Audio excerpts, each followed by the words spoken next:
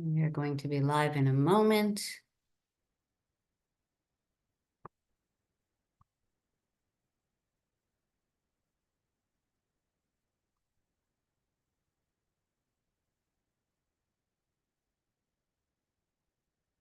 Okay. Good evening. I'm Cheryl Kagan, very proud to be the senator for Gaithersburg and Rockville, and welcome to our post-session legislative town hall meeting. The four of us, Delegate Julie Polakovich-Carr, Delegate Joe Vogel, Delegate Ryan Spiegel, and I are really delighted to represent you, speak for you, vote on your behalf. And this is our opportunity to hear from you, but report to you and what we did this session. And we've all already done that in a lot of ways through social media, through letters, through tweets, through Facebook posts and all that. But now's an opportunity to make it a little bit more of a two-way dialogue. So thank you for making the time to be here. And as we traditionally do, we speak in order of seniority and the delegates, and then I'll go, and then we will start to answer some of the questions that some of you submitted.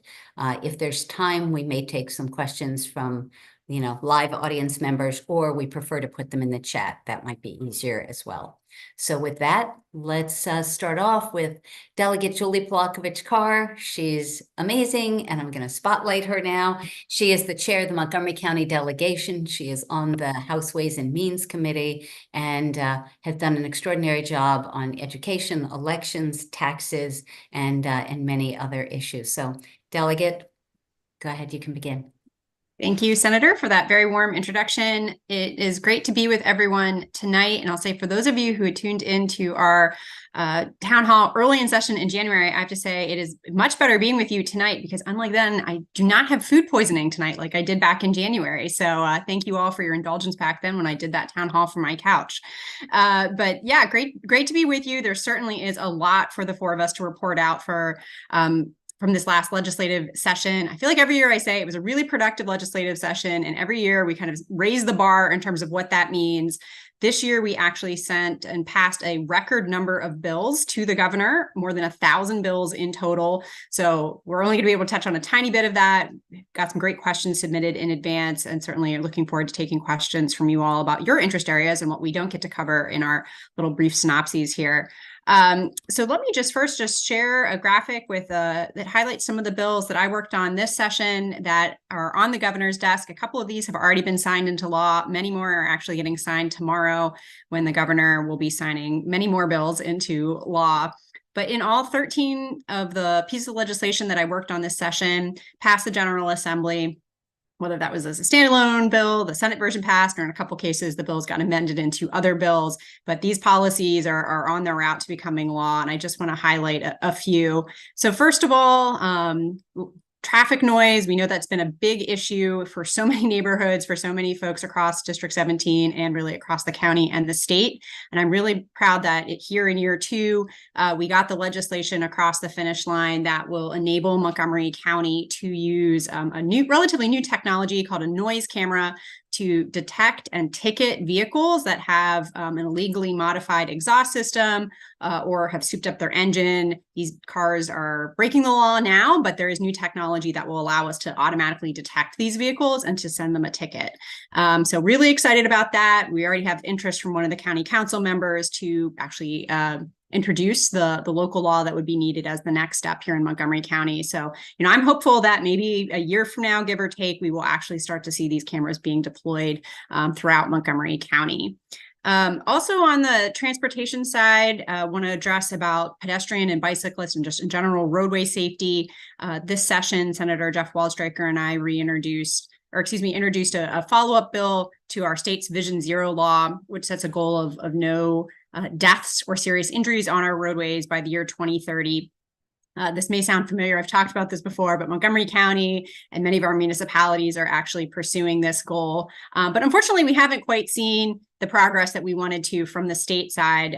So this legislation is really about making our state's Vision Zero coordinator more accountable for the analyses that they're doing, especially when someone is killed, a pedestrian or bicyclist is killed on a state roadway or at a state intersection, making the reviews that happen after that fatality more transparent and just having more accountability when there is unfortunately a death on one of our roadways.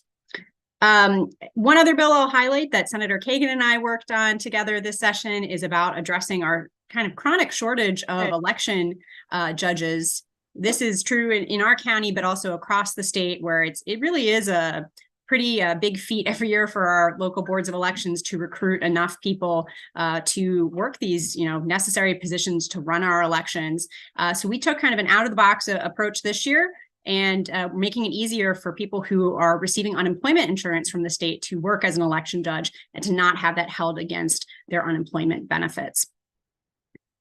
Stop sharing that. And with my remaining time, I want to address a few issues that came through the House Ways and Means Committee, which Delegate Vogel and I serve on together. This was my second session chairing the Early Childhood Subcommittee, and it was a pretty eventful session on that front. We have jurisdiction over childcare, pre-K, as well as libraries. And there was actually some pretty significant bills on both of those topics that moved this session. So on the childcare front, really our big effort for this year was making sure that our state's rollout of publicly funded pre-kindergarten, which we passed a few years ago as part of the Blueprint for Maryland's Future, making sure that that's going on track. And we've seen in the first few years as that program has been created and is starting to expand. And I'll say for context here in Montgomery County, I think there's about 30 pre-K sites at this point, but that's supposed to be rapidly expanding year by year. And again, for each county, they have their own goals for how that's going to happen. We haven't seen kind of the growth in those programs to stay on track for what the law ultimately envisions for just a few years from now. So working with my chair, Vanessa Atterbury, we had a group effort to address some of these kind of foundational issues within our pre-K system and to take those head on. And a big part of it really is about recruiting the right workforce to work in these positions. Oftentimes it's a funding issue. So there was just a number of pieces. We ended up passing a kind of an omnibus bill to address a number of these workforce issues, funding issues. There's some policy issues. Sometimes, especially in Montgomery County, it's an issue of not having space in schools for pre-K programs, to try to address all of those. Because at the end of the day, we want to make sure that families who qualify for publicly funded pre-K, that there actually are spots available for these high quality pre-K programs for their kids. Another big issue in my subcommittee this year was about freedom to read. And I think people have probably heard a lot about the controversies here in Maryland and across the country about attempted book bans. And in fact, one public school district here in Maryland did ban books. They did remove several dozen books from their school libraries for over a year. And we've seen challenges in our public libraries as well. So this session, it was a big priority for Speaker Adrienne Jones to take this on. This was part of her leadership agenda, and I had the honor of defending that legislation on the House floor to make sure that everyone has access to libraries and that books are not being chosen or removed based off of political ideology or because of who the author is or what the books are about. Because really, at the end of the day, this is about our First Amendment rights to be able to access information, and the courts have consistently sided with that. And you know what? I think... Oh, yeah, I'm sorry. I had one more topic I was going to talk about. Thinking back to January, I'm pretty sure, although it's a little hazy since I wasn't feeling well that night, I think I was talking about the state's revenue difficulties and kind of where we were at. And I just wanted to give a bit of an update on that front. That really was a big, I'd say, point for this session, and still a work in progress in terms of where we're heading. When we think about the challenges we have in terms of transportation funding, in terms of funding the Blueprint for Maryland's Future, for funding our public schools, a lot of those challenges still exist. I'd say we bought some more time this session, which is the good news, and especially on the transportation front, have been able to fill some, but not all of the funding hole there. So, the alternative was we were going to start seeing real cuts to programs that maintain our roads and our bridges, that maintain and operate transit systems, including local buses in our area. So we've been able to avert those, but unfortunately there still are some cuts that are coming, like reduction in commuter bus service. And there are some lines here in Montgomery County that are going to be impacted because of that. So I'd still say this is like a work in progress. This is going to be an issue we're going to have to readdress next session. But with that, I think I'll stop, and I'm turn it back to Senator Kagan to introduce my next colleague. Excellent. Thank you, Delegate Polakovich-Carr. Always a lot of substance. Next up, it's astonishing that he's already the second most veteran, but Delegate Joe Vogel continues to work hard and make a difference. He, like Delegate Polakovich-Carr, is on the Ways and Means Committee and has introduced and passed thoughtful legislation in the midst of all the things that he is doing, which he may or may not want to mention. So I'll mention that he is also running for Congress, and I don't know how he was able or is able to do both. But Delegate Joe Vogel, you're up next. Welcome. Thank you, Senator, and it's great to be on with you all today. I'm not the senior delegate or the junior delegate, so I don't know what they call the one in the middle, but that's me. I sit on the Ways and Means Committee, as Delegate Polakovich-Carr mentioned, specifically on the Education Subcommittee and the Revenue Subcommittee. I think my colleague did a very good job outlining the work that we did on the Revenue Subcommittee. But on the Education Subcommittee, we advanced a number of important policies and pieces of legislation focused on improving implementation of the blueprint and making sure that we're moving in a good direction there. And a few recognizing that we cannot fully implement the blueprint if we continue facing this shortage of educators. So a number of different pieces of legislation moved forward through our subcommittee to improve the recruitment and retention of educators, creating alternative pathways for educators. Very excited about all those bills that we were able to move forward as a subcommittee and as a committee and as a body as a whole. The Freedom to Read Act was a bill that I'd been following for the entirety of the session.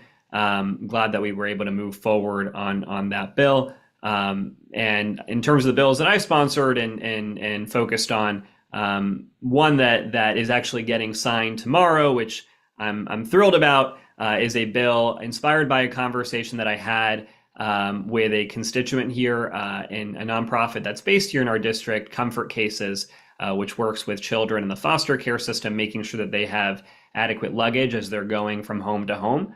And when I visited over the summer, I was shocked to hear that still in the state of Maryland, we are seeing that children in the foster care system are getting at times trash bags for their belongings, which I find to just be completely unacceptable. So I sponsored a bill together with Senator Nick Charles that prohibits that practice. Never again will a child in the state of Maryland who is in the foster care system be allowed to get a trash bag for their belongings, and they will always be required to get adequate luggage. And we made sure that there are a number of different implementation and enforcement mechanisms in place to make sure that that is the case. That bill will get signed into law by Governor Moore tomorrow morning. Another bill that I'm very proud of is one that I had been working on. It was one of the issues that I ran on, which is boosting our climate tech industry here in the state of Maryland, recognizing that we have a climate crisis that we have to deal with great urgency, and that oftentimes addressing the climate crisis is framed as a question of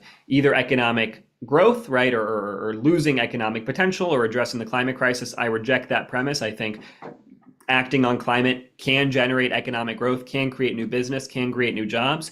And so we're investing $7 million. $3 million is going to a climate accelerator that helps early stage climate startups grow and become stronger, more robust businesses. $2 million is going into matching capital grants that'll be matched with private sector dollars. I think it's in increments of $50,000 going to these early stage climate startups to help them grow, right? Oftentimes they struggle with manufacturing capacity, for example, so it helps with those sorts of growth investments.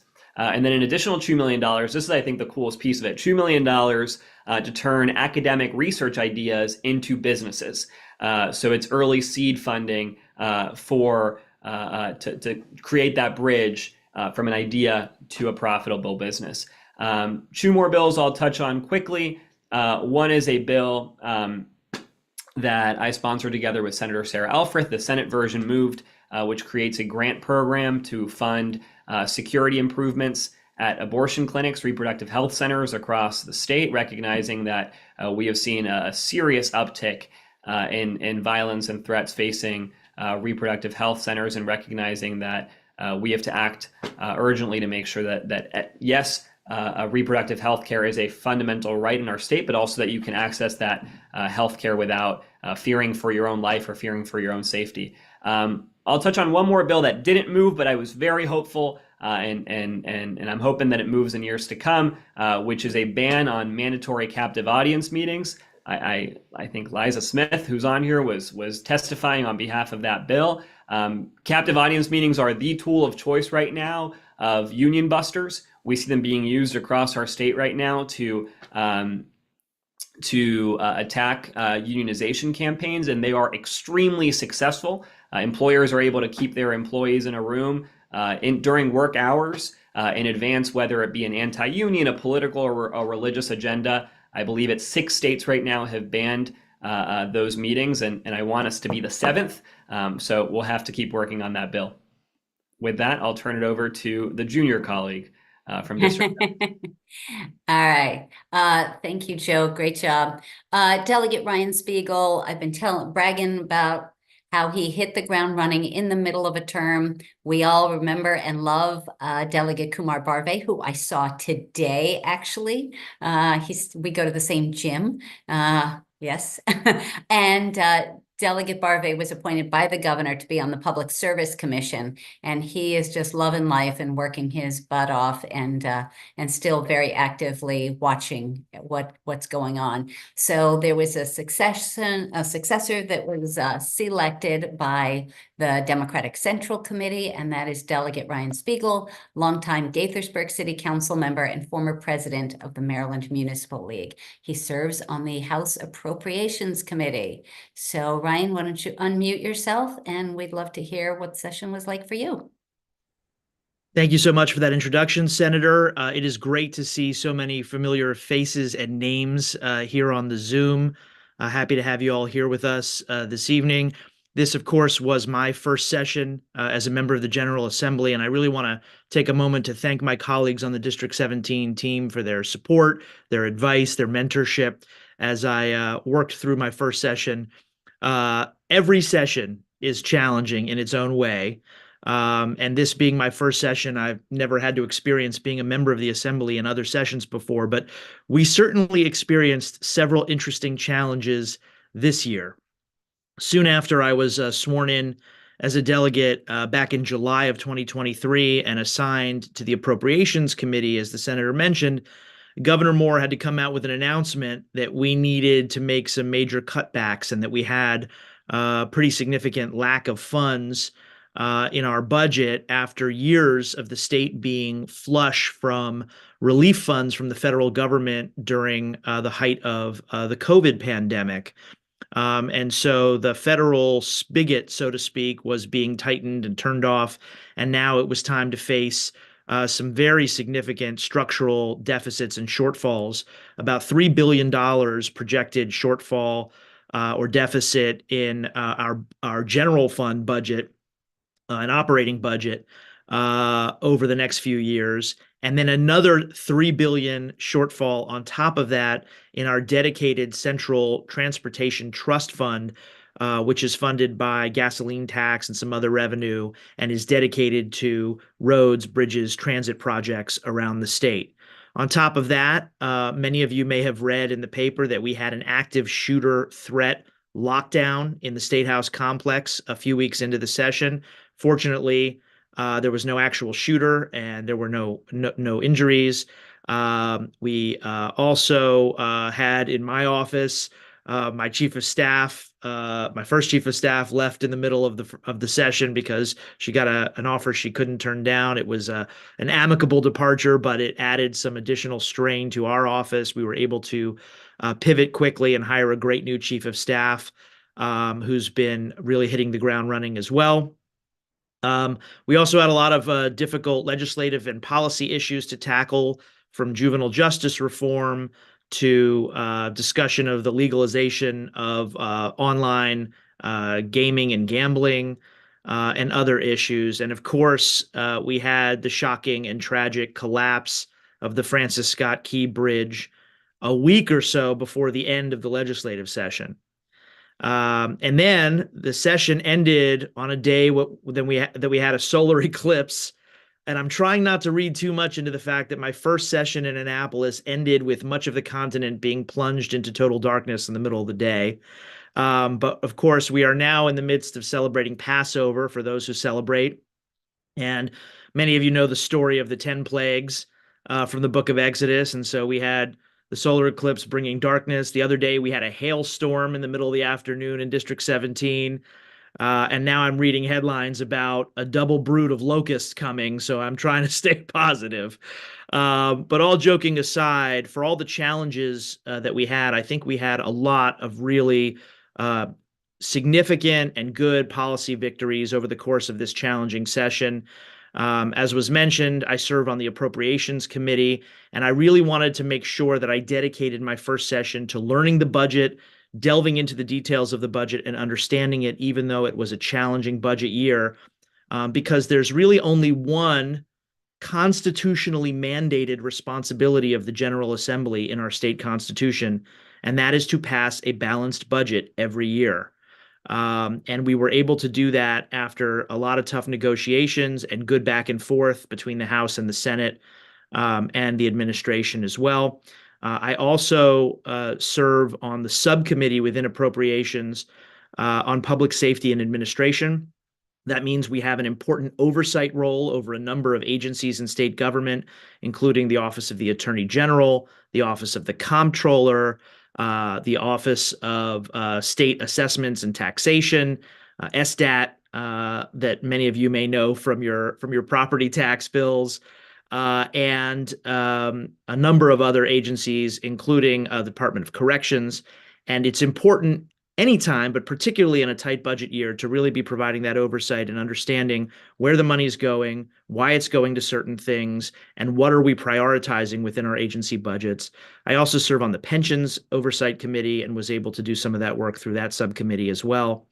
So as Delegate Polakovich-Carr talked a little bit about, we were able to do some good things with this budget. And I wanted to highlight, because I think it's really important, we talk a lot about big policy and legislation, but one of the greatest value propositions that we have as your District 17 legislative team is the direct funding that we can bring back to our local governments and to our nonprofit organizations that do such important work in our community. So I wanted to, if I can figure out how to share my screen, show you all some highlights of things that we were able to bring back to District 17. Let's see if I can do this. Share. Okay. I don't know if this is going to work or not. We have confidence in you. All right. Well, I might end up sharing like some personal emails. We'll see.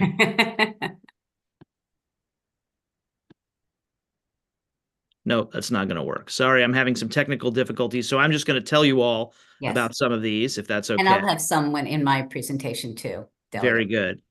All right. So let's cancel that if we can.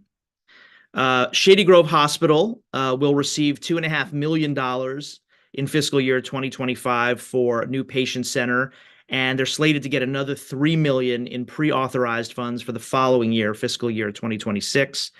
The city of Rockville's water system is going to receive about $6 million in funding, a combination of grants and loans to do major water main rehabilitation and improvement projects.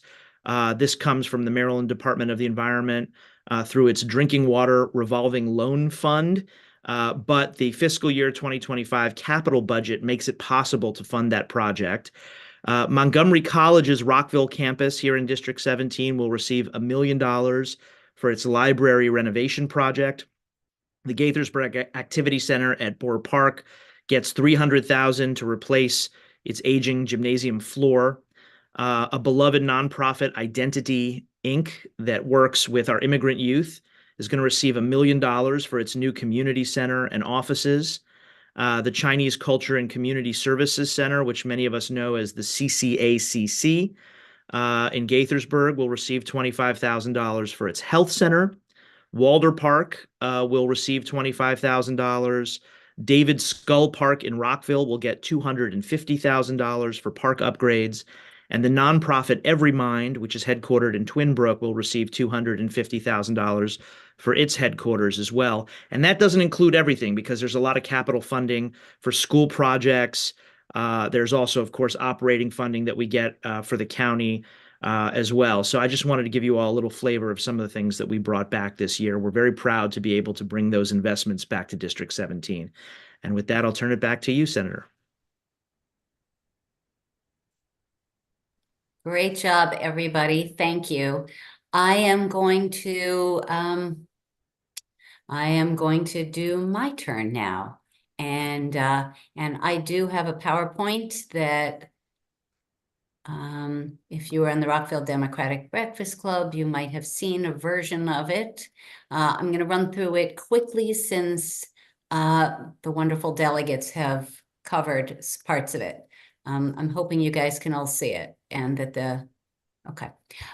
So obviously, and I think it was Delegate Spiegel who mentioned the bridge, it was just devastating, shocking, and is still an enormous challenge economically, the tragic loss of life, and it was just so close to adjournment. Public safety, we've passed a bunch of bills. I sponsored a bunch of bills. I think you all have over the years heard me talk about how 3 people have died in our district when 911 has failed.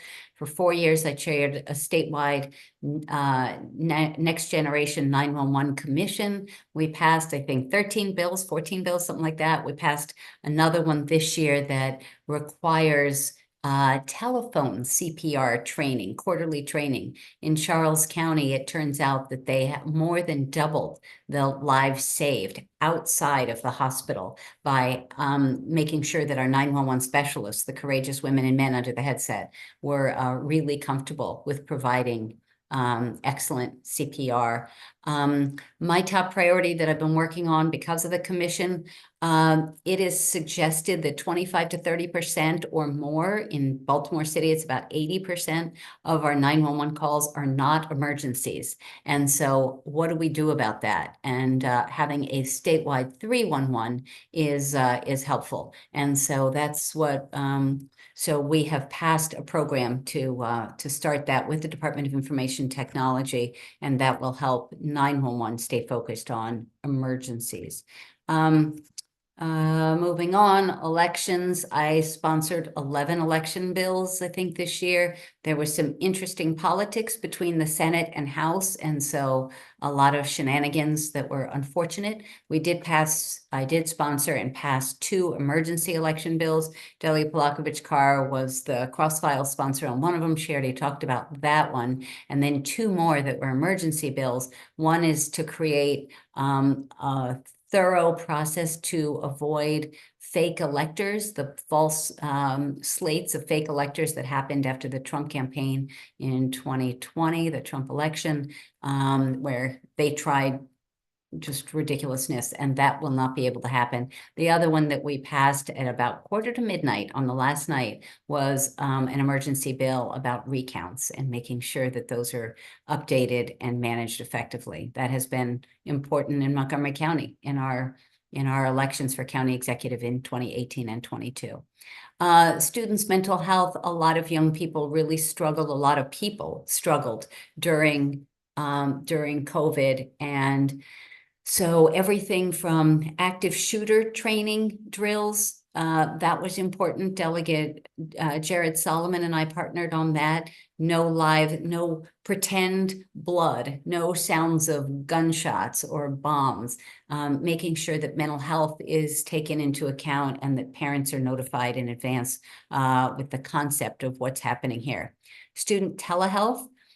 It may be several months before a doctor is available to provide mental health training, a mental health appointment after school hours, and yet during the school day, that can be inaccessible to people. So we created an opportunity for doing things, having telehealth appointments in the school, private and all that. Delegate Polakovich-Carr already talked about freedom to read, which was really important, I think. I am often described as the senator for the nonprofit sector.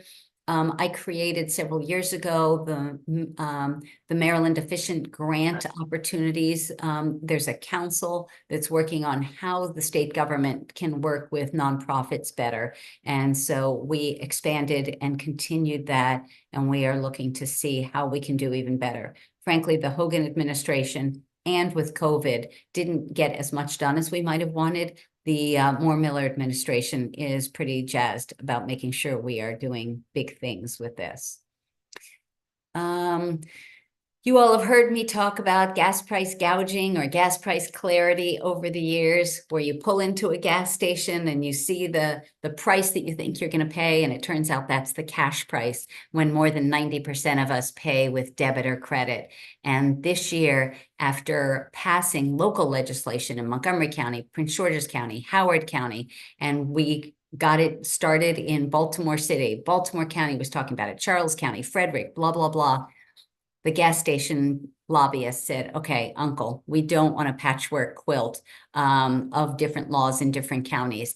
And so they testified with me for the bill, along with the Attorney General and the consumer advocates and others. And so that has been a long time coming.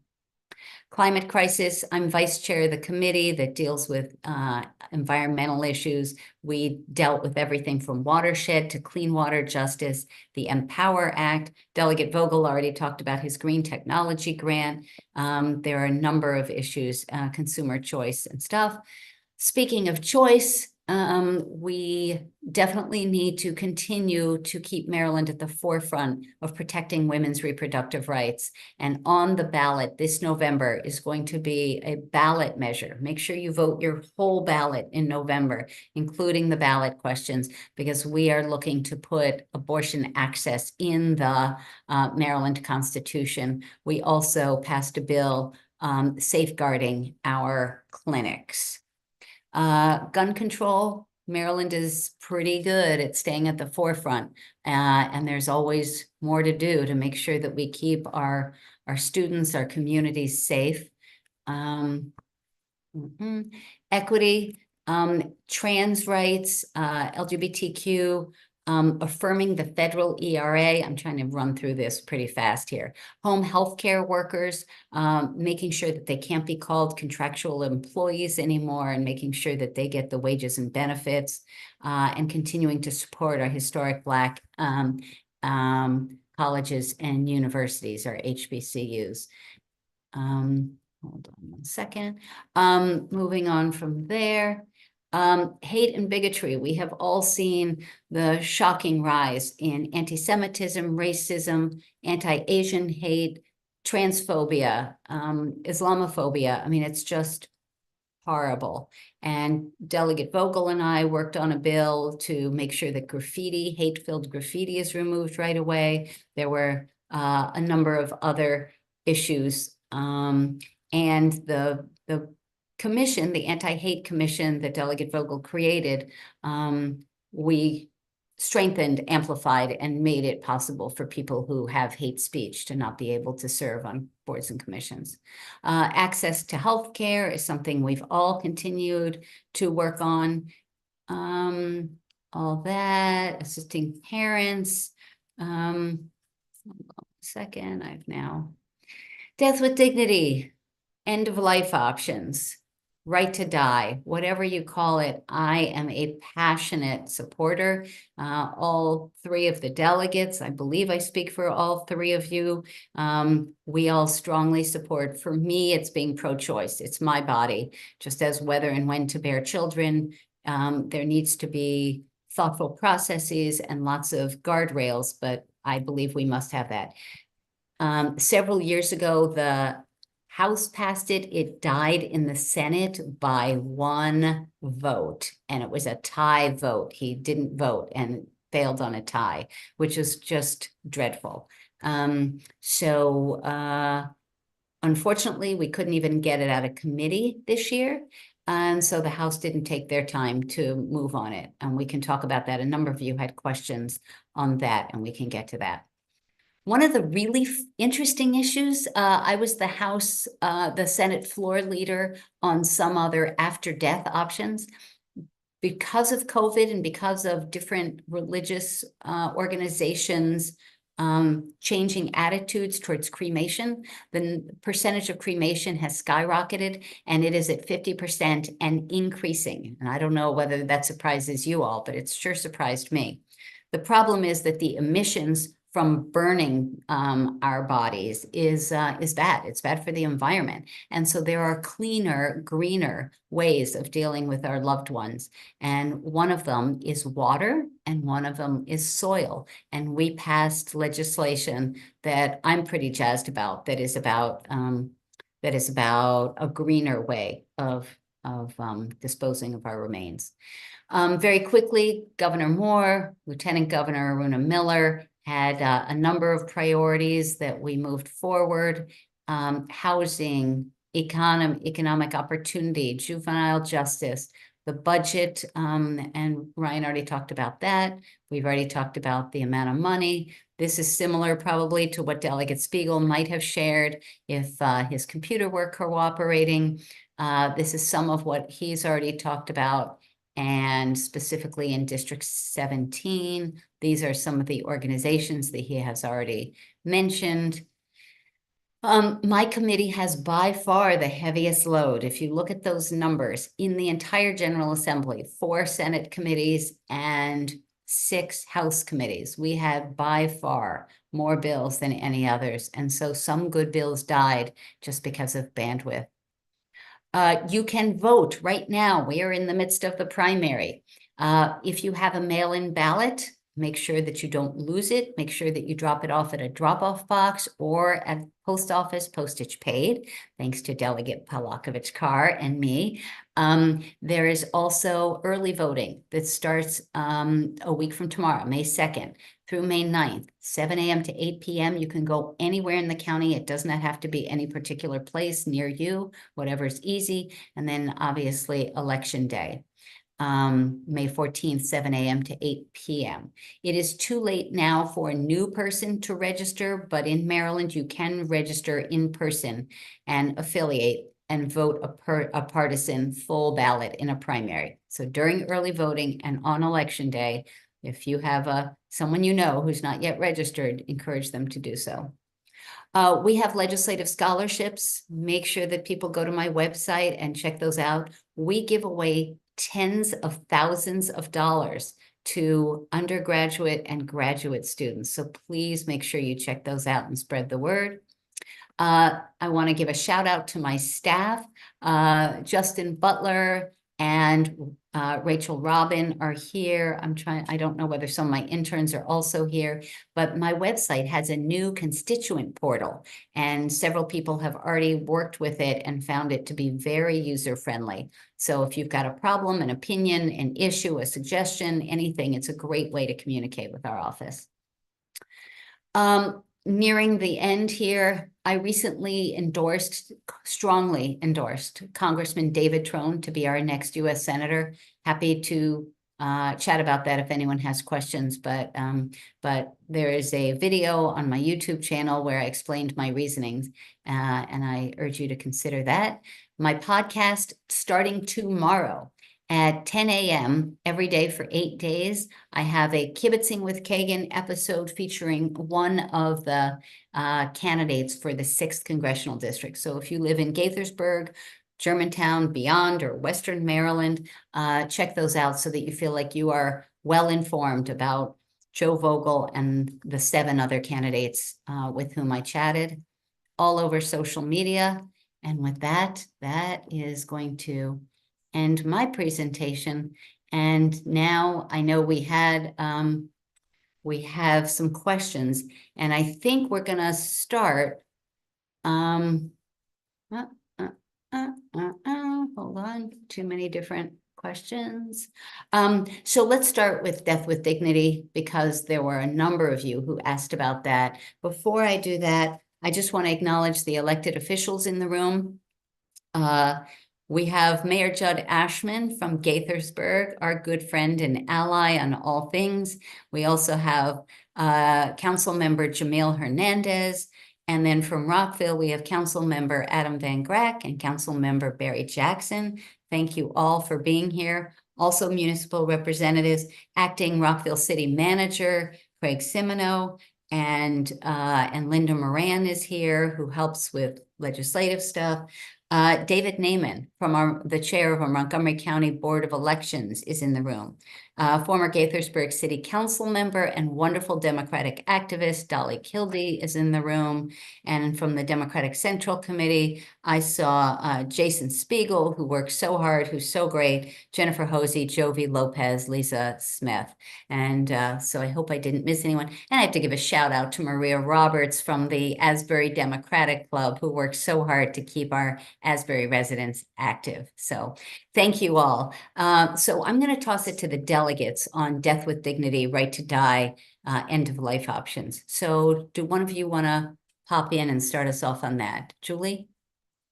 Do you want to do Sure, that? happy to kick things off. As the senator mentioned, unfortunately, this is a bill that continues to just not quite have quite enough votes in the Senate.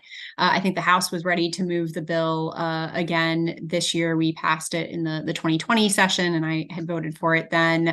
But when it was clear there weren't the votes in the Senate, the House held off. So, hopefully this is one of those issues. We know many of you have been active and have been advocating hard, as well as like literally thousands of people across the state have been. Hopefully over this interim, that advocacy work will get through to those last couple of senators, and we'll have the votes next session to do it. Ryan or Joe, do you want to add anything? No, I mean, I've said I strongly support it. I think it is past time the legislature move this forward, and it's frustrating. So I share the frustration with many of you on this call. Yeah, I echo what Julie said as well. Okay, great. One of the there are questions about housing. Who wants to start off with that? Justin, for some reason, I'm not finding the document, so I'm riffing here. I can start, Senator, and thank you. There's a lot to say this year about housing. The Governor Moore's administration really took a pretty aggressive leadership role for the first time, maybe ever, of a governor's administration on housing policy to address affordable housing in a broad way. And so there were a number of bills that were top priorities for the governor that did move and did get passed on the issue of affordable housing. One of them creates incentives for investment in more affordable housing by investors. Another creates a situation that would allow density bonuses in certain limited locations around transit throughout the state. The idea being that if there are local governments that might be holding up progress, not like Rockville and Gaithersburg who embrace progress, but for those that might be holding up progress, this allows affordable housing advocates to come in and be able to put affordable housing and market rate housing in a mixed way where it needs to be near transit, which of course is environmentally and in terms of planning the better route. And it's something that we already do here quite well in Gaithersburg and Rockville, but needs to be done more across the state. That also passed. There was also there were a number of pieces of legislation regarding tenant rights and tenant protections that also passed. Some of them involve putting tenant payments into escrow to protect funding if they are challenging an issue with their landlord not doing proper upkeep of a unit. What used to be called the just cause eviction legislation is now called the good cause eviction legislation, did in fact pass the House, but did not move in the Senate. So that one did not pass. And there were a number of other bills designed to protect tenants and bolster protections for those who are renting. I know one of the governor's priority bills created a statewide office of tenant rights, whose responsibility will be to do outreach and education and advocacy on behalf of tenant rights as well. If anybody wants to add anything that I haven't touched on, please, because there were a lot of good housing bills this year. Yeah, I think that really was one of the big outcomes from the session. And actually, as I've been reading about what's been going on in other states, it seems like housing is having a moment nationally. And I think Maryland, we certainly did our part. And Delegate Spiegel did a great job there. A couple other bills that I would mention, there was legislation that will help renters who basically have old and erroneous information on their credit reports that could be used against them by a landlord. We're going to be shielding some more of that information where it's really just like not pertinent information for the landlord to be looking at. And then one bill that I sponsored that came through our delegation, it's kind of a small bill, but it's one of these things where like all of the barriers that have been put in place over time for creation of affordable housing really add up. And I think that was one other piece that the Moore Miller administration was really looking at this year and really encouraging local governments to take a look at is are there extraneous steps in the processes to the creation of affordable housing? And one that exists in Montgomery County dates back to the 1950s. And for our affordable housing entity, the Housing Opportunities Commission, back in 1957, the state, our delegation back then said, you know what, you don't just have to do all of the steps that we require of literally every other developer who's creating any kind of whether market rate or affordable housing in the county. We're going to make you do extra steps. And then the county codified that in the 1980s. So our delegation and passed a bill and it went through the General Assembly to remove one extra hearing that the Housing Opportunities Commission is currently required to do. And then there's interest from the county council to remove it from the county code as well. So that's just streamlines things a little bit more, puts our affordable housing entity on the same playing field as any other developer in the county. Okay. Let's go on because we do have a bunch of questions. So Jill Cornish, the Senior Commission, and I see that David Engel is here who works closely with seniors. And then we have a bunch of us who are seniors. So the question was, what did we do for seniors during this session? Joe, do you want to kick us off?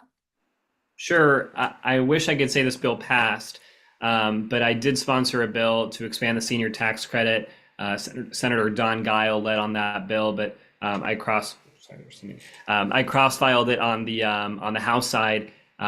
Weren't able to get that move forward in part because of what was being discussed earlier with the budget shortfall.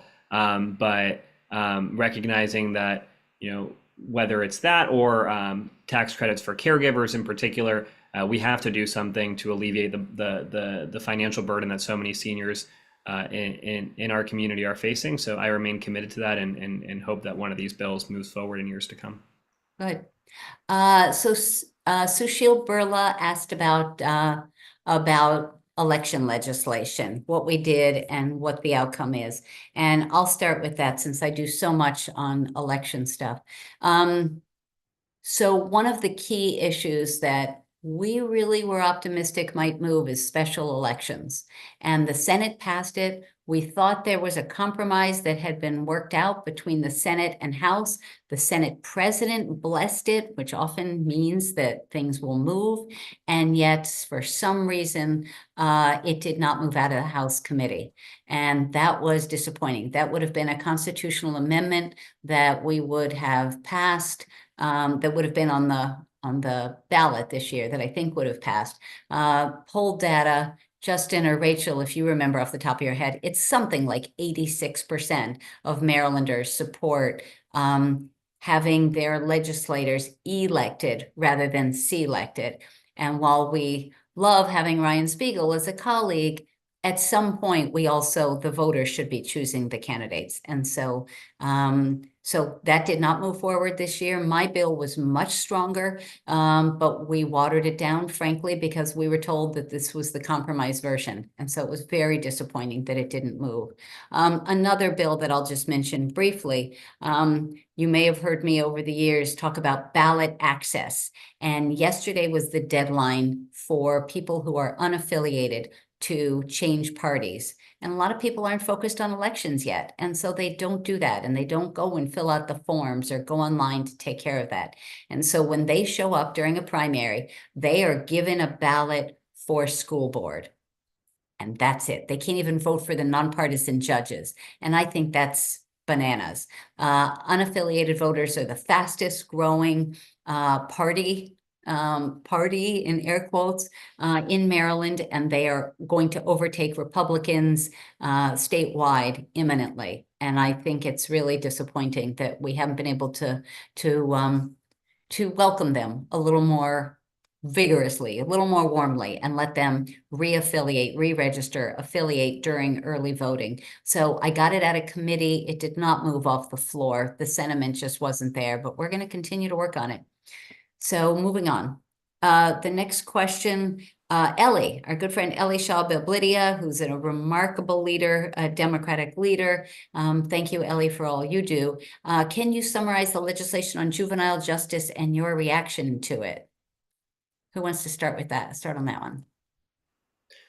Senator, do you mind if I very quickly go back to the senior question, because I realized that I messed something up? I do see in the chat that the Senate version, the Senate Bill 202, which establishes a grant program, and we have to make sure that it's fully funded, but that is a very positive step in the right direction when it comes to grants for caregivers. And I got word that HB 666 is another big accomplishment, a step in the right direction, which raises the SNAP benefits for seniors and lowers the age of eligibility by 2 years. So I said some bad news. I also wanted to emphasize the good news.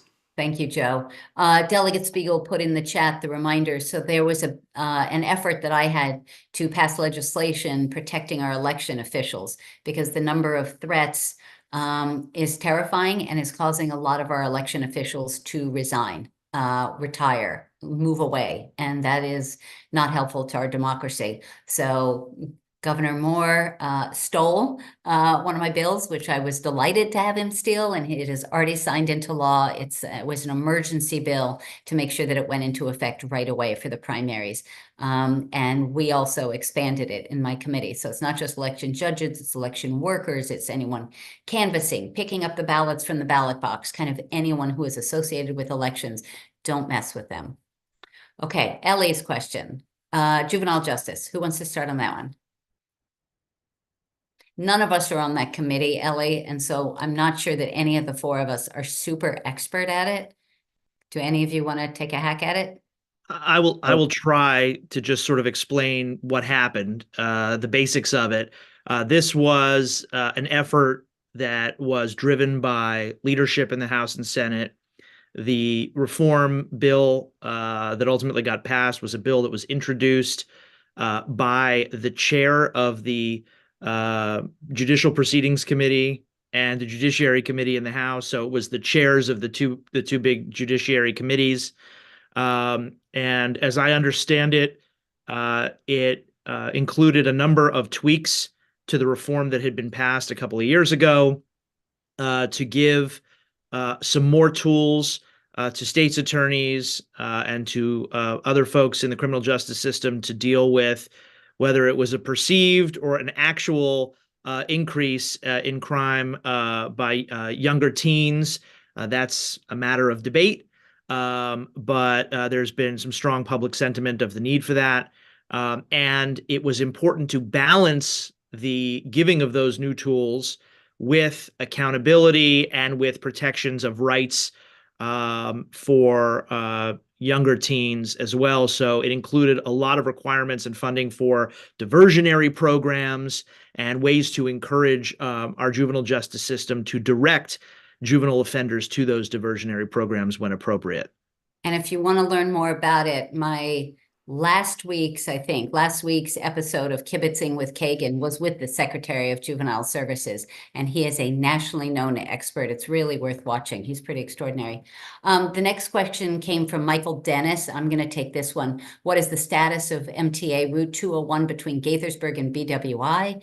The governor wants to eliminate this popular transit route, which uses the ICC. So Michael, I'm giving this a spotlight because I love the ICC bus and most people have never heard of it. So I'm betting that most of you guys in this room have never heard of it. It is $5. It is $5. You can get it to or from the Shady Grove Metro and other locations in Gaithersburg and along the way. It takes you right to your gate. It takes you to BWI and other locations. It is the best game in town, and it is clean. There's Wi-Fi. It's fantastic. Not enough people know about it. Whenever it's coming up on Thanksgiving or the December holidays, or anytime people are going to be traveling, grandma's coming into town and all that, we've got to get the word out. I post it on Facebook. I tweet about it, and people are always like, oh my God, I'm going to tell grandma to use it that way. So really spread the word on that. I am not aware. Oh, Yeah, I'm please. sorry. Oh, you No. weren't finished. I'm sorry. No, I'm not aware of it being threatened to be eliminated. And I am always, I mean, the Department of Transportation knows that I am massively supportive of that. So And I just want to clarify, yeah, there are some commuter bus lines that are proposed for elimination. This one is not proposed for elimination. It is proposed for a service reduction. And I'll put in the chat, there's a few more days left on the public comment period if anyone wants to submit comments about that or for any of the other lines. But I'll put that in the chat. I was just going to say, Delegate, if you wouldn't mind doing that, I think a lot of us will want to weigh in. And Rachel and Justin, if we can make a note, I would love to submit a letter. I'm a big fan. Thank you, Michael, for the question. Next question. Art Milholland, thank you for your advocacy on so many important issues. He wants to know how we can reduce the waiting times in our emergency rooms. What is the solution for shortages of medical workers of all types, from nurses to technicians? Art, I think you know about the law that I passed last year to allow people who are not yet citizens to get their licenses for healthcare. And that is in large part to reduce our ER wait times, our emergency room wait times. I don't know whether everyone in this room knows that Maryland is ranked dead last. We are 50th. So we need to continue to spread the word. A lot of people are not aware of it. And so nonprofits and others and schools need to get the word out that people can apply and get jobs in Maryland and not need to be educated in Maryland and then move out of state. Anything you guys want to add to that? Yeah, I just want to put a spotlight on one of the more high-profile successes of the session, although there were many, is the Access to Care Act. And this was a bill that would expand access to the state healthcare exchange to folks regardless of their documented status here in Maryland. And I want to emphasize, it costs the taxpayer nothing. It would allow people who might be undocumented to come in and buy into our state healthcare exchange, which would increase the size of the pool. They would pay the full amount of their own premium, which would ultimately, hopefully, reduce the cost for all of us. And we think ultimately reduce the pressure on emergency rooms, because if more people have access to primary care and specialty care because they're able to finally get insured when they couldn't before, then that means that fewer of them have to go to the emergency room when they need care. And so I think that's an added benefit of the Access to Care Act. Yep, good. Can I just add something on the urgency of why this session was so important? There was a need for a federal waiver, and if hopefully President Biden's reelected, but there was definitely no way that was going to happen under a Trump presidency. So it had to happen this year. So I'm glad that we got it done. Good.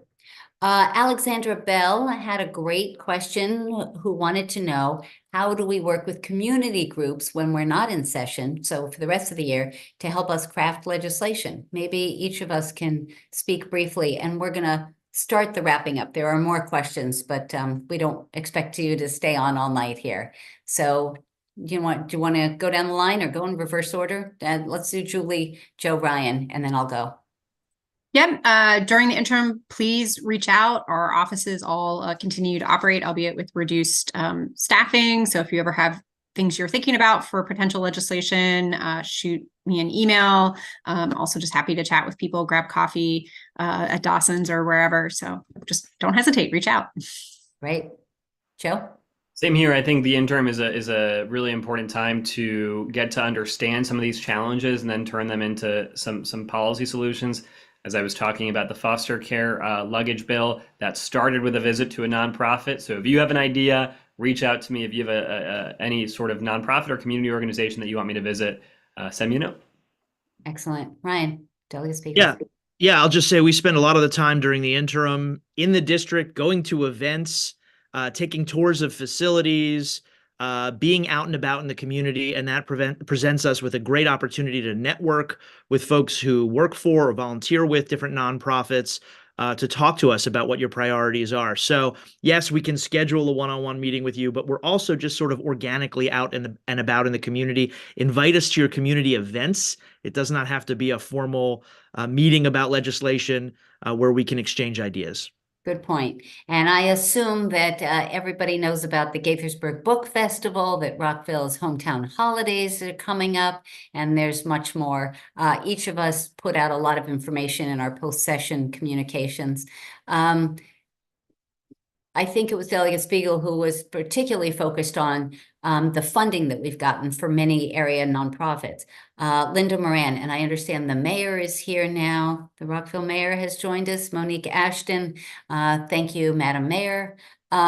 So we went on site visits and they showed me places, and then I can speak with enthusiasm about why we should support this. Identity, which Delegate Spiegel talked about, I saw their new space. I toured it, and even though it is literally like a block from our district, I co-signed a letter with Senator King to the governor, and we were able to get them, Ryan, was it $1 million? It was like a big bunch of money. Your letter got them 800,000, and then we added another 200,000 there you go. in the bond bills of the budget. So there you go. And they serve the whole region, and certainly they are a wonderful nonprofit. So we wanna and thank you, Margie Graff, the wonderful director of the Rockville Chamber of Commerce. June 5th, Rachel, June 5th. The Rockville Public Safety Awards at Lakewood Country Club. Make sure you register and go. It is always an inspiring and meaningful event. And then Gaithersburg does theirs a little later in the year. So moving on, and we're just gonna, let's see, the mayor of Gaithersburg wants to know, why is District 17 so awesome? And how do we keep it that way? How's that for a puffball? I'll go first on that one, which I think it's our diversity, and it's everything from the people, the ethnicities, the religions, the socioeconomic diversity, the linguistic diversity. I've passed 2 language access bills because not everybody grew up speaking English, and I am so proud. I just think District 17 is the coolest district in the state. And that's why I always say I'm Cheryl Kagan, very proud to be the senator for Gaithersburg and Rockville. And that is not gratuitous. I am very proud to be the senator for Gaithersburg and Rockville. Ryan, why don't you go, then Joe, then Julie? Anything quick you want to add? thanks. I think this is a great opportunity to promote the value of municipal government. Our state government works in partnership with municipal government. Many jurisdictions around our state do not have municipalities. Folks don't live in municipalities. They don't understand the value that it brings to the quality of life and the partnership and the ability to direct funding and other resources to specific programs and services.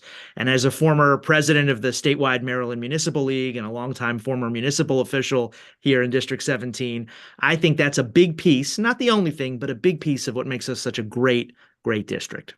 Excellent. Joe? I sent my contact information below my email and cell phone number. Please don't hesitate to reach out. And I really do think that the best policy comes from the conversations that we have. So help me draft some good bills and send me a note. All right, Julie. Yeah, I mean, I +1 on everything that's been said.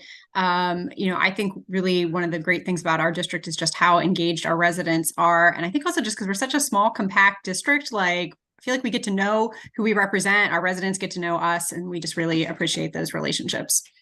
Great. We're going to close with two quick things. Lillian Blum wanted to know what we're doing to support our local arts community. I am the senator for the Maryland State Arts Council. I have my own concert series. We are all engaged with the arts. And if there's something that's going on in arts and humanities, I served 6 years on the arts as vice president of the Arts and Humanities Council, Montgomery County. If there's an organization you guys support, I'd love to know about it. I'd love to try to visit and see what I can do to be supportive. The last question is both Council Member Hernandez and Council Member Van Grack asked, which bills are you most disappointed didn't pass? And then David Engel also sort of what didn't pass that you would like to present in 2015. And that concept, those three folks, I think that's a good way to wrap up, and then we'll each do 1 minute of final things. So Deli Plotkovich, why don't you speak to that one bill or two? Sure. Actually, it's good I'm going first because I'm going to be a bit of a downer. I guess we all are going to be, right? Like it's something that didn't pass. I mean, honestly, I'd say the state's finances, unless we get that in hand, like we're facing big cuts in terms of public schools and our blueprint for Maryland's future. And I mean, that's going to be pretty meaningful in terms of pre-K and extra supports for kids who really need them. Joe.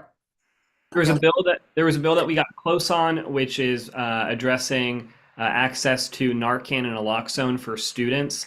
I think that it got a little bit of traction there at the very, very end of session, but it was too late. Montgomery County actually has what I consider to be the right policy here, which is allowing students who are, trained and can carry naloxone to be able to carry naloxone.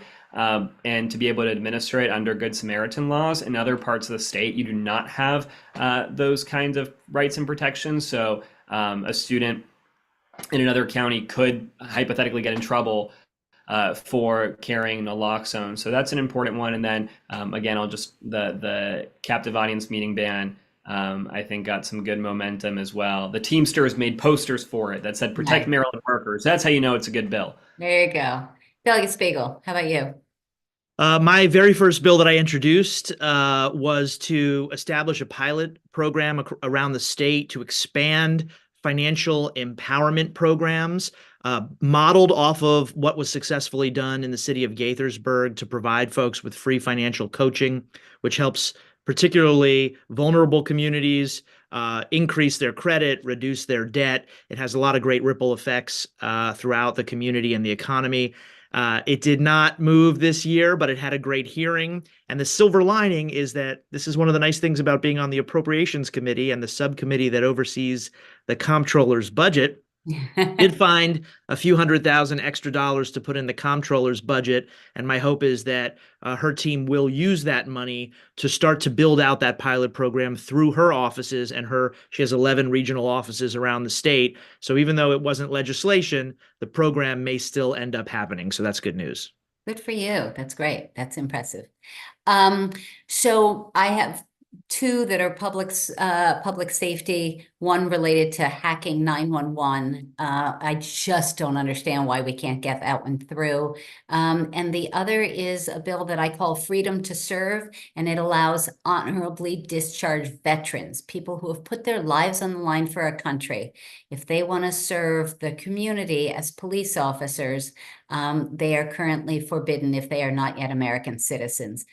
I passed a narrowed version of that in 2019. The House has been able to pass this expanded version. The county police chief, the Rockville police chief have come down and testified on before this bill. The Senate Judicial Proceedings Committee, sometimes they say that's where good bills go to die, and it's very frustrating. So I am going to keep working on that because it's good for public safety, it's good for our communities, it's good for linguistic and ethnic diversity, and it's a good way of thanking and acknowledging our veterans. So I want to give a shout out to Jason Spiegel, who also came down to testify as a veterans leader.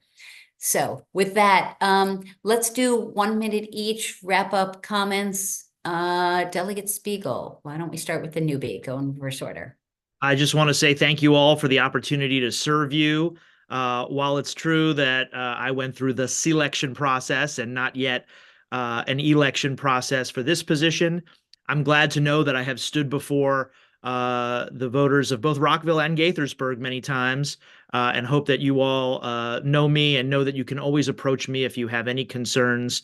We won't always agree, but I'll try to always be straight with you and make sure that we do whatever we can to advocate for your community and for our great district and for the many great nonprofit, government, business causes within our district.